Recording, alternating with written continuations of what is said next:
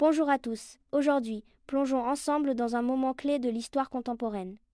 Le monde bipolaire au temps de la guerre froide, de 1945 à 1962. Comment, après la Seconde Guerre mondiale, la planète s'est-elle retrouvée partagée entre deux puissances antagonistes? En 1945, l'Organisation des Nations Unies voit le jour. 50. Et un État signe sa charte pour maintenir la paix, défendre l'indépendance des peuples et protéger les droits de l'homme. Mais le monde change. L'Europe, ruinée et affaiblie, perd son influence.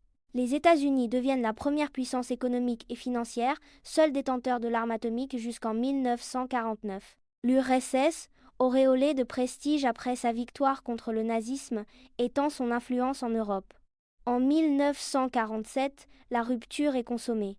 Dans les pays d'Europe de l'Est libérés par l'armée rouge, l'URSS impose des démocraties populaires à parti unique. Face à cela, le président Truman présente sa théorie de l'endiguement et propose le plan Marshall, accepté uniquement par l'Europe de l'Ouest. Deux blocs se forment.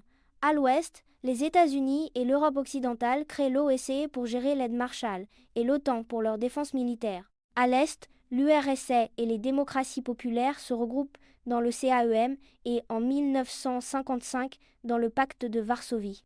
La guerre froide s'installe, une confrontation idéologique entre deux modèles. À l'Est, démocratie populaire à parti unique, société sans classe, économie communiste et planifiée. À l'Ouest, élections libres, régime parlementaire, économie capitaliste fondée sur la propriété privée, le profit et le libre-échange.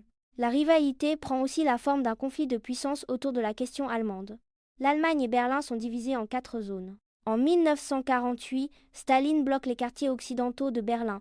Les États-Unis organisent alors un pont aérien pendant un an, jusqu'à la levée du blocus en mai 1949. Cette année-là, la République fédérale d'Allemagne, RFA, et la République démocratique allemande, RDA, naissent, séparées par le rideau de fer. Après la mort de Staline en 1953, le bloc de l'Est vacille sous les révoltes en RDA, en Pologne et en Hongrie. Mais le 13 août 1961, la RDA érige un mur entre Berlin-Est et Berlin-Ouest pour stopper la fuite de sa population. Cette période marque le monde d'une division profonde et d'une tension permanente. N'hésite pas à poser tes questions en commentaire. La suite directe de cette histoire, c'est la notion 13, alors prépare-toi et abonne-toi pour ne rien manquer.